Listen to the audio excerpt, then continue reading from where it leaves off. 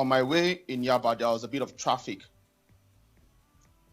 and it was moving. So I preferred, okay, I'll stay on this traffic.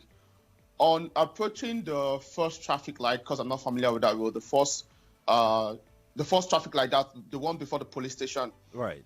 I saw a car off the road, like not 100% off the road, and people by the side of the car, and I'm like, okay, there's no police in front of this car, so what's happening? And then I looked at the people; they all had masks, and then there was no glove.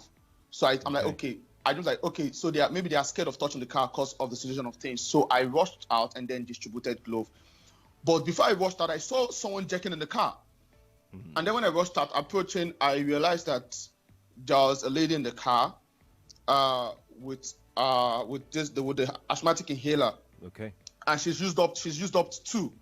So I'm like, okay, what can we do? I'm like, they sent someone to go get an extra one, and the guy was running back, but they can't touch her. So I gave glove, and then they were trying to help, and some other woman saw the incident and then pulled over. And then I went back to my car to repark so I don't keep obstructing the flow of traffic. And while we're trying to do all that, we saw a Lagos State, we saw an ambulance approaching, and everybody was happy. So we're like, there's an ambulance coming, at least there's someone that knows what to do. And we started flagging the ambulance. Okay. And the guy got close to the scene and then tried to flee. Oh, wow. And then some stranger ran right in front of him. And then 2 other guys ran in front of the ambulance. I'm like, where are you trying to go to? And I'm like, you're even Lagos State government, so why are you running? And then the guy was like, it's not his duty to carry people and all that stuff. I'm like, we don't understand. Okay, not your duty, it's an ambulance. Can we get this person to the closest hospital? You would know that. We don't know that, because most of us don't even live around here. We're just probably driving through and all that. Right. The guy kept on arguing, and people had to stand in front of the car. The guy was like, he's not going to. And this woman was lying in the car, jerking. The other woman had to quickly use her car to block the entire road. Right. And then I'm like, this can't be happening. And everyone was pleading, some were arguing, and some were insisting that he must carry the lady. I'm like, no, this cannot be happening, because I've heard rumors of people say this happened and that happened, and then someone passed away. I'm like, oh, there's no proof, so this might be another story. Right. This was happening right in front of me. I'm like, no, I need to have a recording of this and put it out. So it wouldn't. Yeah. I mean, I saw. Sorry to bother. I saw your video. You were so emotional when you were, talking on the video. Why were you emotional like that? Because I haven't seen a situation like this where there's no value, of like where people don't value life. Like, you see someone lying helplessly, losing their life, and then all you could think of is yourself and getting away. I couldn't place it. I haven't seen that before. I haven't seen someone dying before. So I was shocked, and then I couldn't help. I didn't know what to do. So it was bad.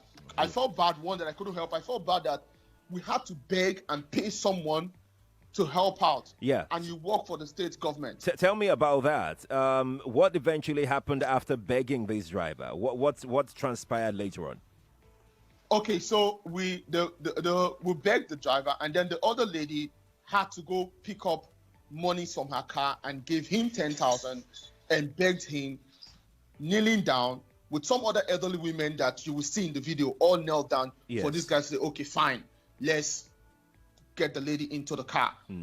That was how we were able to get her in. And then we're like, no, we wouldn't let you just drive off with her before you drop her off somewhere. And then some other person volunteered to risk their life, get into the car. Before I got into my own car, they were gone. Okay. And that's how I couldn't follow through. And then I was just confused, because it kept on playing in my head. Even till this morning, it kept on playing in my head. Like, I don't understand the value people have put on life, and why people act the way they act. The truth is that we might not. It's not a situation like it's not a situation that we might need each other. Right. We all desperately need each other. That's the truth. At what time of the day did this event happen yesterday? At what time of the day? About past 1, let me get the exact time because my phone recording keeps time. So let me Okay. get the exact time of this. I mean, Lagos, you're listening to this story. This happened live in Lagos yesterday. I've seen the video. If you haven't seen the video, Okay. go to our social media. You see Okay. the video. Yes, Yemi. Okay, so at about 14:09, that is That's past 2. 9 minutes past 2. Past 2 yesterday. How long did the whole Yes. bargaining, the whole argument back and forth, how long did it last? I know I stopped there about 1:30 Right. or 1:32. Right. That's the time I was around that area. I think that lasted for about 30 to 45 minutes. Oh my word! With a lady With someone- jerking in the car. Yes, jerking in the car and stuff coming out of her mouth. This is horrible. So you mentioned earlier, Yemi, that a man tried to get an inhaler. Was this administered on her eventually? Yes, but that we couldn't get that into her mouth. Even the lady tried, we couldn't get it because her teeth were locked closed, Oh my and then word. something was dripping from her mouth, and then she was jerking.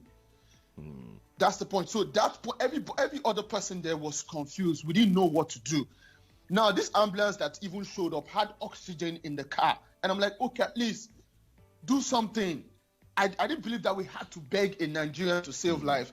I'm like, first of all, I'm like, is it because of the kind of car she was driving or what? I was trying to process. Now, that is just part of the pain. Right. The other part of the pain was the fact that I saw cars that I'm sure were doctors because they had the whole doctor stethoscope up on their Oh, the screen. stethoscope. Okay.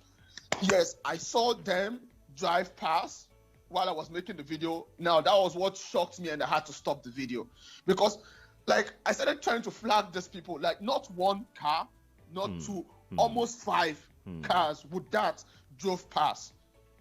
Now, it's not possible that 5 of those people, none were doctors.